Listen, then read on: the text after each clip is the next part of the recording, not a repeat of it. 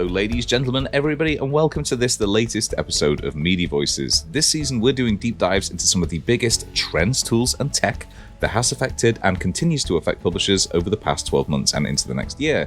Now, that's as part of our annual Media Moments 2023 report, which is going to be released early December, and you can pre-register for that at voices.media/MM23. I'm Chris Sutcliffe. I'm Esther Thorpe. And this week we are joined by Jillian MacMath, who is audience editor of Wales Online.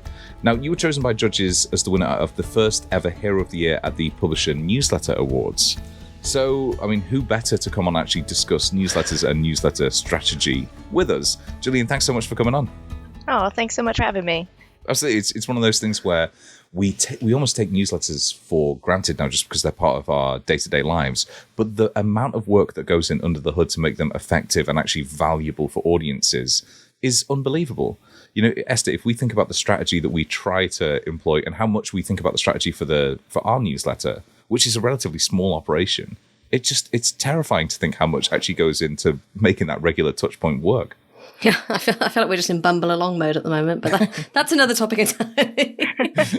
Well, so Jillian, why don't you take us through sort of what your journey was originally to joining Wales Online, and what were some of those big opportunities around newsletters and the newsletter portfolio that you could see when you took charge of that? Yeah, so I moved over to the UK about 7 years ago, joined Reach about 6 years ago. And first in a much smaller publication in the Southwest, and then I moved to Wales Online about 4.5 years ago, probably. And we'd already been using newsletters when I started looking after them, but it wasn't really an area that any single person was owning at the time in our newsroom. We were just kind of learning them as we went and sending them when we had big stories. So when I took over looking after them, there was a period of time where we were just focusing on the basics, right? So making sure the newsletters we launched were being sent regularly, at optimal times, with the best stories, strong subject lines, that kind of thing. We had to kind of tackle those basics first, or there was no way we could have expanded. But once we had that covered, we could see that they were paying off, and it opened the door to kind of make it a much bigger part of our newsroom strategy. So we started building a subscriber list for our 3 biggest city audiences. So that would be like Cardiff, Swansea, Newport. And then after that, we expanded into some regional patches and some specialty content like our food and drink newsletter, nostalgia, health. And then at that point, when I'd first gotten there, we weren't really doing any strategic promotion yet. So for a while, we just kind of went crazy trying to work out how we could put our newsletters in front of as many people as possible. So writing promotion into stories, posting it on social, cross-promoting in different newsletters, and really just pushing them as hard as we could until we found what worked. And we really saw it start paying off in the stats. And I think now we're just shy of 24 newsletters in the newsroom. So it's really grown in the past couple of years. You mentioned there about the stats. I suppose when you're looking to set up a strategy like that, metrics for a lot of publishers are kind of quite a hot topic. They're a bit of a contentious topic given Apple mess about with open rates and all sorts of things. What metrics are key for you to show that a newsletter is doing well or perhaps needs a bit of extra love? Which metrics you use to determine your success really depends on what your goals are. So in our case with news, there are a lot of things I think you need to look at to kind of form the whole picture in your performance. So like you mentioned with open rates, there are valid reasons to kind of question the reliability of them. But they're still worth looking at as an indicator of consistent performance, I think. So you don't want to see them fluctuating up and down, do you? That's a sign something's wrong. But I probably wouldn't use a high open rate in itself to determine that a newsletter is successful. So in our case, page views are quite important. Ultimately, we want as many eyes as possible on the stories that we're writing and our content. So we do have page view targets. In addition to that, I'm always looking at daily, monthly new subscribers, our net gains, so how our new subs compared to our unsubscribers, and then our active subscribers, so the people who have actually not only received our newsletter, but opened them in the last 28 days. All of that sort of feeds into a bigger picture for us and tells us what people are interested in and what's working and what isn't. Esther, I don't know about you, but it's not even a vanity metric, but it's open rate for me. So whenever we send out our email, I'll come back like a day or a day and a half later and go, that's lower than yesterday. That's lower than Esther's newsletter from yesterday. What is it that's gone wrong with me? Why is it my fault that this has gone down? But it's fascinating, I think, that conversation has moved on, because for a while it was purely subscriber numbers. But now, to your point, there are so many more sophisticated ways of actually measuring the success of a newsletter. And so many different ways to interpret all of that as well. I mean, that makes so much sense. We were just chatting about this internally at the kind of my full-time job the other day about newsletter open rates and how you can interrogate them in so many different ways depending on what you're looking for. And it's different per, interest-led newsletters versus kind of the regular updates. So yeah, I imagine it's really, really fun to actually sit down and sort of try and work out which of those heuristics and which of those regular ones that you need to be focusing on. Fun and infuriating at times, but I'm sure everyone here has sat down and stared at a subject line and went, could I have done that better? Could I have written that differently? Would it have made a big difference on this open rate? That sort of thing. Unless it's, as we tend to do, you're doing it about 10 o'clock at night, and then it's just like, fine, we'll just get it out and it'll be all right. That's where I'm kind of intrigued about the possibilities of AI to sort of, can they generate a subject line that... Well, I suppose there's loads of email platforms that have done like A/B testing with subject lines for ages, aren't they? That's just not something we've dived into quite yet. One of the things that I know Wales Online did was you were involved in launching a COVID newsletter. Firstly, is that still ongoing, or was that just a sort of limited time pop-up? COVID first emerged. I was actually working as a UK and world news reporter for Wales Online. So it was very early days of the pandemic, which meant we were covering every aspect of COVID-19. So what is it? Where is it? How does the virus work? How's it spreading? And then when it arrived in the UK and Wales, it became apparent to us that this wasn't going away anytime soon and that we had a responsibility to keep people informed in Wales, particularly as the rules and decisions here were so different than they were in other parts of the UK. So originally we started a COVID-19 in Wales Facebook group, which just exploded. It grew so quickly. And that told us that people were really looking for one place where they could go to see all the latest COVID information about Wales in particular. So after I moved over from that reporting role to looking after our newsletters, I realized that a COVID newsletter would be a really simple and effective way to deliver this content straight to the people who wanted it. The interesting thing I would say with this is that we were actually quite late to the game in launching it. I'm happy to admit that. When we thought about it, when I pitched it, everyone kind of said, the pandemic's already happening. Like, what's the point in doing this now? I know. In retrospect, oh my God. Great idea, but why now? But we took a chance on it, and we had no idea at that point that COVID would be dominating the news for the next 3 years. So it worked out. That was lucky. But it quickly became one of our most successful newsletters, and our subscriber list grew really quickly. We're seeing really high page view return from it. And we were sending it at least once a day, sometimes more than that. But I appreciate that COVID was a really exceptional situation. So as a pop-up newsletter, this worked in a way that many others probably wouldn't. But I think it taught us a lesson. It would have been a huge missed opportunity not to try it. Even if you think you might be late to the game, there's still opportunities sometimes. But in terms of that newsletter now, obviously that didn't last forever. COVID is still in the news, but it's not the way it was in the early days. So this was a kind of learning experience for us on how to retain readers when maybe something that you're writing about changes in some way. So what we did was we wanted to keep those people. We knew that they cared about our content. So we turned that newsletter into a health newsletter now. So what we did was keep writing that COVID content and keep including it, but also COVID got people thinking about health in Wales, the NHS in Wales, how things are operating, that sort of thing. So now we're taking those stories that we write and we're including it there, and it's kept our list going. And we told people we were going to do this, so they had the opportunity to leave if they wanted to. But we found that most people have stuck around and the list just keeps growing.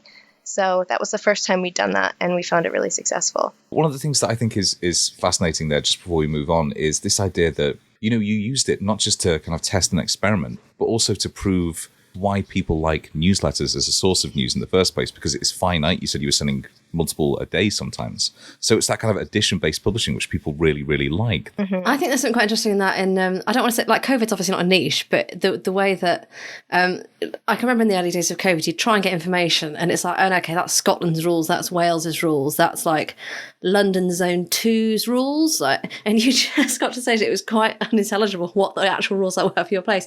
So I suppose it's that... Even if you're in government.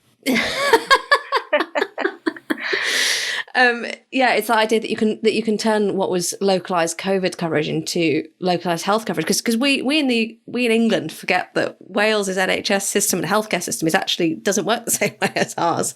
Mm-hmm. I think that sort of that regional focus is really interesting.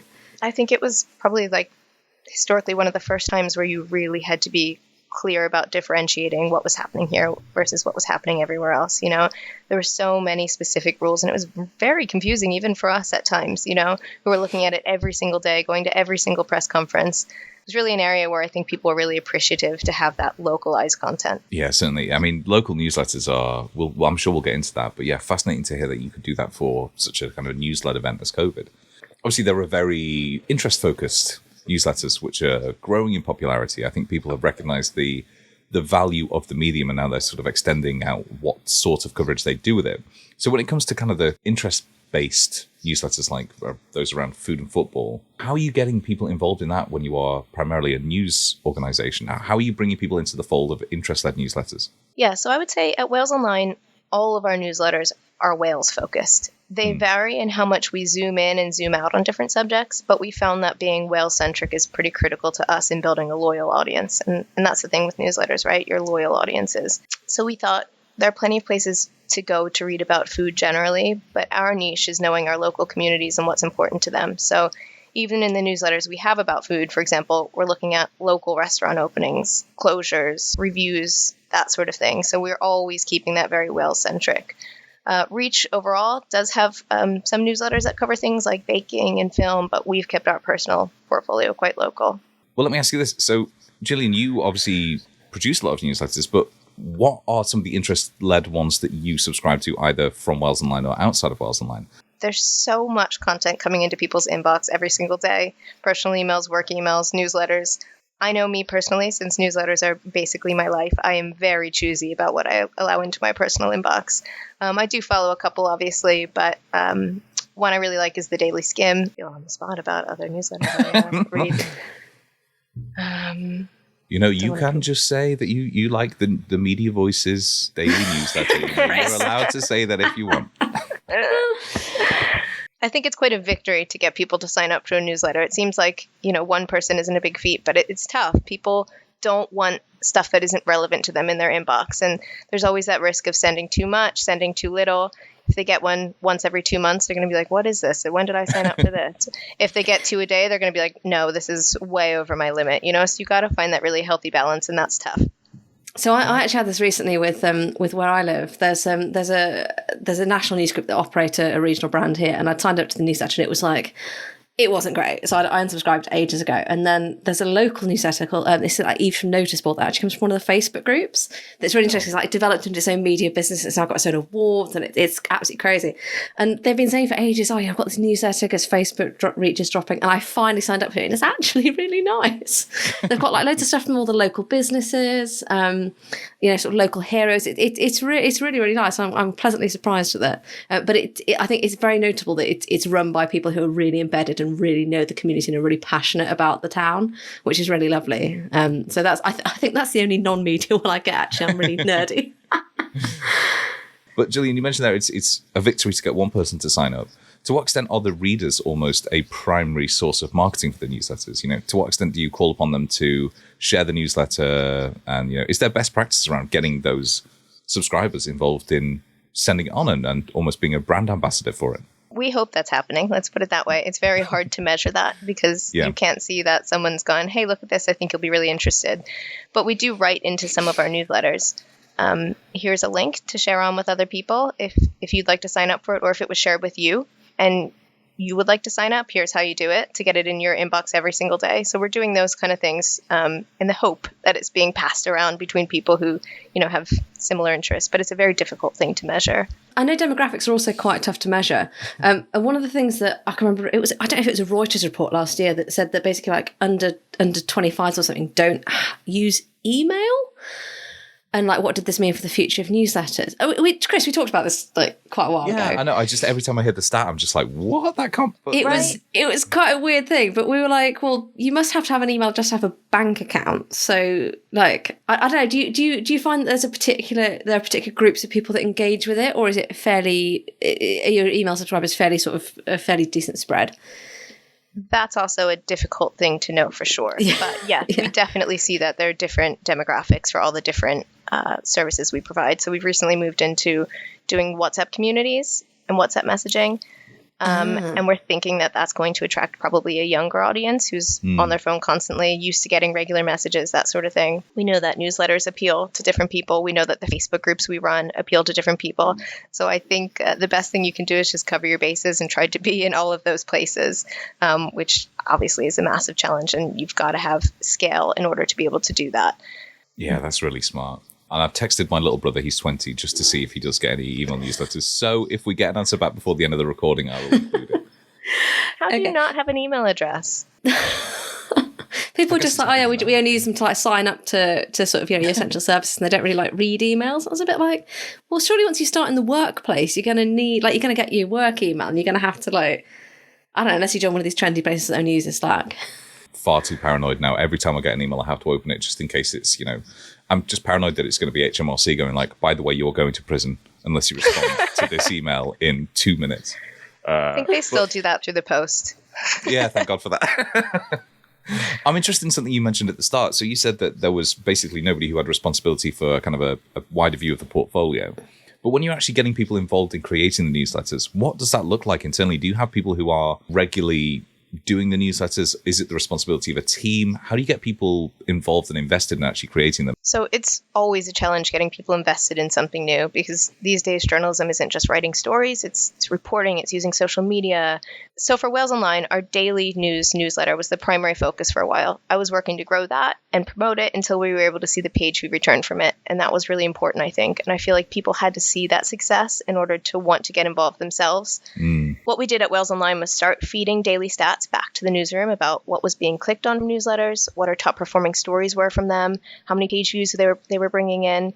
And it was until that was kind of ingrained into our way of working. And in particular, so we added a quick review of stats from the previous day's newsletters into our morning conference. And that kind of helped it start to be seen as an integral part of our strategy and as a benefit to individuals as well as the brand. And that really made a difference, I think. And now we have reporters running their own newsletters for their own specific patches. So I think the buy-in is there now, but it does take a very long time. I think that's such an interesting virtuous circle there as well, because it's not just delivering value back to the parent brand, it's delivering value back to the journalists who are doing it. Both to your point that, it's another string to your bow, journalism is much more diffuse now than it used to be. But also this idea that you can actually then go, well, look at the click-through, look at, what that's done to your page view. And like page view targets are so integral now to a lot of strategies. There is that virtual circle of going, look, the more effort and time you put into the newsletter, the better your journalism is going to be, the more widespread it's going to be read. Definitely. And with these smaller patch newsletters, so our reporters are running them themselves now. So a lot of times they're writing the stories for that whole area. So their newsletter will be all of their local stories. So that generates page views, and then local people read it and get back in touch with them, to comment on them and to provide them with more stories. So it is a full circle thing that's really benefited them. But it does take a while to make that happen. But I think we're starting to get there now. And I guess as well, something that's quite important for local news is that it's the right, like, you're not going to subscribe to a Cardiff newsletter if you're not interested in, or at least based in, Cardiff. Whereas I suppose people that come in sort of via Google might be sort of searching for something that's not quite relevant. And I suppose it really helps build the true local community rather than the true local traffic, rather than just the sort of fly-by traffic that is less interested in the community stuff itself. There was something you mentioned just back then that was quite interesting about writers or staff having their own newsletters. Do you see differences in the responses to newsletters written, I suppose, generically from the newsroom and the brand versus newsletters written visibly by those key writers? I think there's a place for both of those things. So you don't need a face or a big name behind a newsletter to make it valuable. It's always content that's the most important thing in a newsletter. But in some cases, I think having a visible person behind it does help engagement. So we're more likely to get letters from readers, for example, when there's a person there. They know they're writing back to someone rather than just to a newsroom generally. And our editor will send out a newsletter to our daily list. And he'll write directly to our readers. And when we started doing this, we were just blown away by the reaction to it. His inbox was inundated with responses, which is great. And we wouldn't get that with just a daily kind of more generic send that comes from the newsroom. Our Wales Matters newsletter is another great example of this. It's all about the issues facing Wales. So it's basically a daily column from one of our specialist reporters, and they alternate who sends it, and covers politics, health, current affairs. And it's a place where we've kind of experimented putting a face in front of people and saying, this is coming from me and this is an issue I care about. And we've decided to throw out page views on this newsletter and just not make that the priority. And it's a place where we found we can really showcase really important journalism, which is really important to people in Wales. And it's some of the best of what we do. And we find, because we're putting certain reporters up to write those specific things, that we're getting a great reaction from it. So there is definitely a place for that. I'm really interested in what you just said there about, you're stripping out some of those traditional metrics there. So how are you, I suppose, attributing value to actually doing that? Obviously, there's a lot of anecdotal stuff there, but what would you say is proving the value of that when you're talking about it internally, if you're not doing some of those traditional metrics? Yeah, it's a tougher sell to people, I think, or to bosses, to say, yeah, maybe not people generally, but to bosses to say, yeah, we're probably not going to get any page views from this, but we're going to put a lot of work into it every single day. And they are, because they're writing columns exclusively for this. But I think because it's a Wales Matters newsletter, it's about our country, it's about the issues that are affecting everybody, it's about really serious stuff that's important. I think you can make a case that, this is worth doing, and it's some of our best work, and it's showing people that we care about the things they care about. And we're seeing a response from people.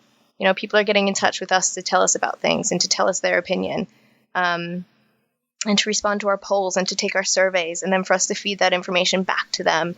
I think it's proving itself that it's not all about page views. This is the town hall stuff that, back in the day newspapers had, where they had that direct relationship. They would actually, go out and talk to people directly. And it's just sort of been transplanted to this new medium. It's not even necessarily a new medium, just kind of this new way of thinking about newsletters. So I'm fascinated by the idea that you can use it not just to disseminate information, but actually to build a community around newsletters as well. Yeah, in every single one, we make sure it's really clear who wrote it. So there's maybe 5 people that write it on a regular basis. So the bottom of each newsletter will say, this newsletter is written by Lydia, or this one's written by Ruth. Do you want to talk about what we've written about today? Get in touch. And we provide an outlet for people to reach out directly to us in comments or offer their opinion, that sort of thing. There's an overarching trend that I think has come out of this, that a lot of publishers have got newsletters, a lot of brands have got newsletters, but the people working on them, it tends to be the editorial team who'll sort of, they send a newsletter daily, weekly. Do you think there's a benefit to having somebody in a similar role like you who sort of has a bit more of a holistic oversight of the entire portfolio and can kind of share what they've learned across different brands, different newsletters, and approach it as a portfolio rather than just individual brand newsletters? Yeah, I think it definitely helps to have someone overseeing kind of the whole operation to see the direction it's heading in. It's very easy to look at one newsletter and go, that open rate looks all right. Those page views looked all right. But I think you need to see what the bigger picture is, how much you're really bringing in from it monthly. You need to compare them against each other. So why are subscribers growing for this one but not for this one?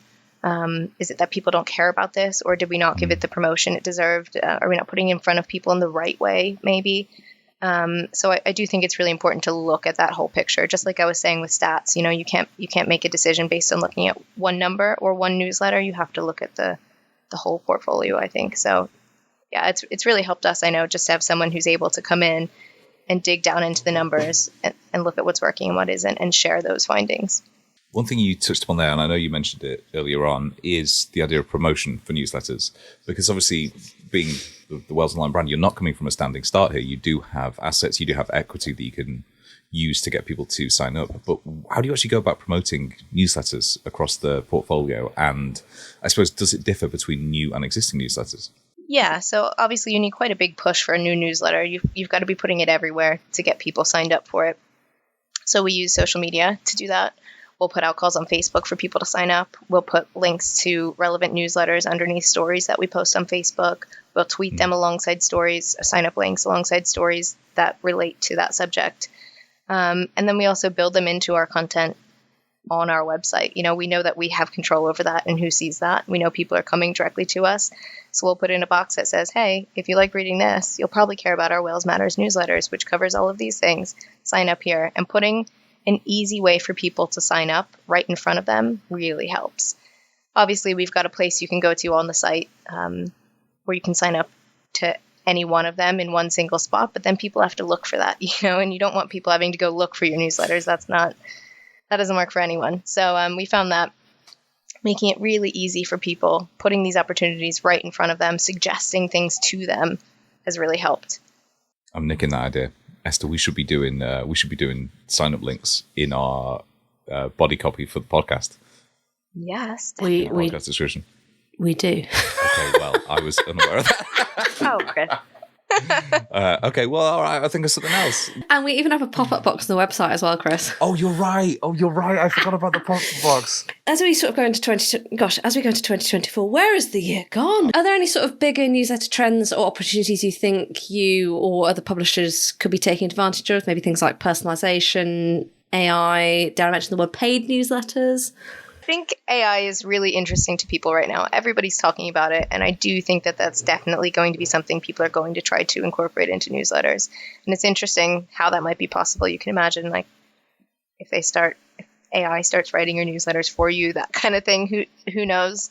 I don't know. I can't dream that up. But you can see that being brought into newsrooms already. For example, by tracking readers' clicks and then recommending next best stories to them, that sort of thing. That's already happening. So I'd love to see a way to bring that intelligence in, but I don't think we're there at the moment. So fingers crossed for 2024. But in terms of paid newsletters, I think that's been happening for a while, but it's still a tough one.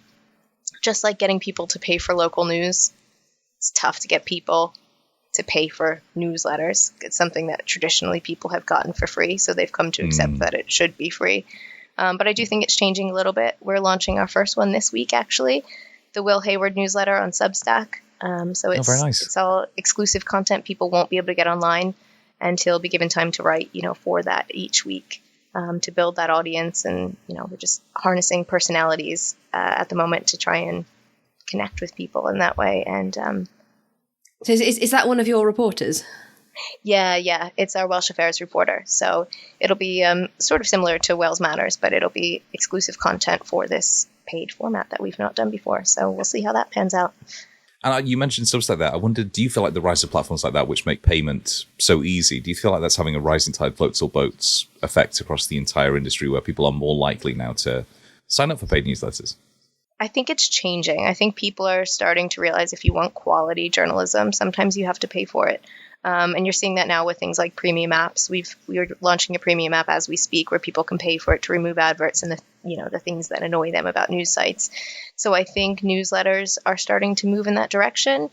But I still think, even if you're talking £5 a month, I still think it's hard to get people to part with that for something that they've traditionally had for free. But it's Well, that's where I think it's really interesting if you've launched a new one, that it's then right now this is something additional that you can't get this content elsewhere coming from this reporter, that I think is really interesting. We've seen that with a lot of the Axios stuff as well, haven't we? We sort of said, well, look, here's a personality-led one, or here is here's some exclusive content, and that's worked really, really well for them. So, I mean, I'd be fascinated to see how far that can be rolled out, that model. I mean, like the Manchester Milders, because they're free on Substack, but you can choose to support, and that's slightly different. But again, you've got the cluster of people that get it for free, and then the sort of smaller cluster who'll say, "I'll sort of pay to voluntarily support this." And there's a new kind of thing people are doing on Substack where you can sign up for the newsletter and get the free version of it, or you can get the paid version of it. So I think the idea is that maybe we can start easing people in by giving them the free version, and they get a taste of it, and then they go, wait a second, this really is worthwhile. I would like to read this whole thing. This is interesting. Yeah.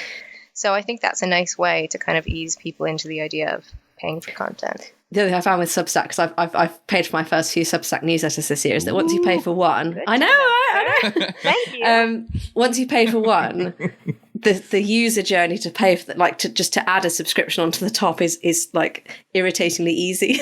Yeah, it's like, just add that one, just add that one, just add that one. It's the click of a button. Yeah, exactly. I think it was Terry White's newsletter, White Noise, which got me over that, and that was a very personality-led one. But now, Esther, to your point, I'll see when I'll go. Yeah, all right. Just add it on. They've got my credit card details. So, Jillian, we touched upon a couple of the trends there. I just wondered, earlier in the year, the Reuters Institute found that publishers were going to be putting more time and resource into actually innovating their newsletters. You mentioned, AI and stuff, but where do you feel like there is still room for innovation in the newsletter space? Is it kind of in outreach? Is it in terms of what the newsletters actually look like, the kind of the design of them. You know, there's endless places where this space could evolve into. I just wondered what you see as sort of being some of those big opportunities. Oh, Chris, you're going to end on such a tough question. See, this is the thing. I don't think I think it would be crazy for anybody to have like a, you know, one and done, this is where we're going to invest. You know, we certainly don't know what we're going to invest on. Can I jump in with that? Yeah, go on. I think design is a huge area that there's this huge gulf between some quite well-established publishers and the people that are starting up newsletters on Substack. And Substack is really, by completely stripping it down, they've really kind of almost really set the game for design. And I get some newsletters from like some really established premium brands that the design is just atrocious. And you just think, like, I'm trying to read this. Or commercial brands, sorry, like product. The one that I particularly got in mind is magazine.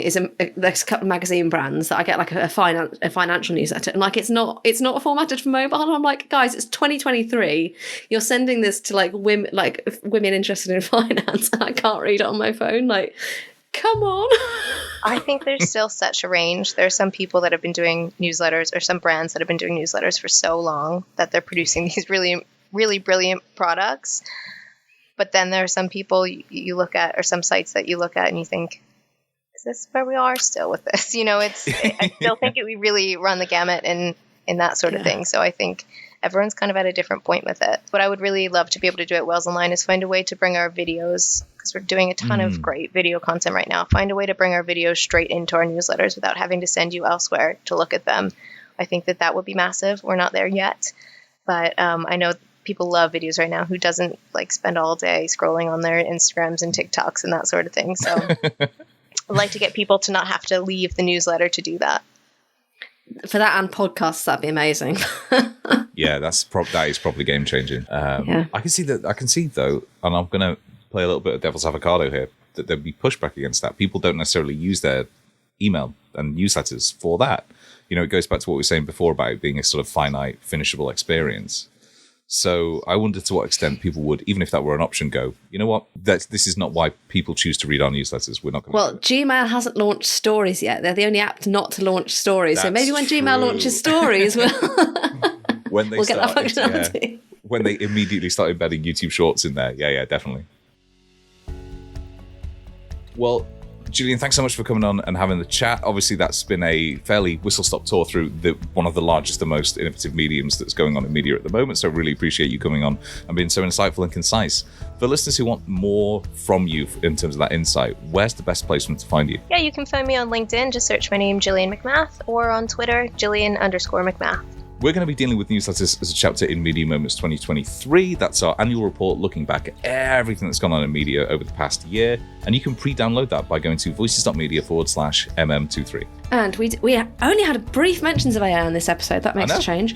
If you are interested in AI and what it could do for you as a publication, we have an event we're collaborating on with MX3. That's MX3 AI. That is the 7th of December in London. That's coming up quick. We'll be exploring all things AI and the opportunities for publishers. The agenda is all at mx3ai.com for more. And we would be fools not to push our own newsletter after all this talk. So you can sign up to our daily newsletter by going to voices.media. While you're there, why not sign up to our community? We are having interesting chats on there daily about everything to do with media and a lot to do with non-media topics as well. So if you want to recommend a movie, a book, anything you've read or watched that you found particularly fascinating, please do sign up, because we always love to hear it. So you can do that by going to voices.media. But we will be back again next week for another look at a particular topic to do with media over the past 12 months. Until then, thank you so much for listening, and goodbye. Our New Year's resolution should be to decide on a sign-off. Yeah.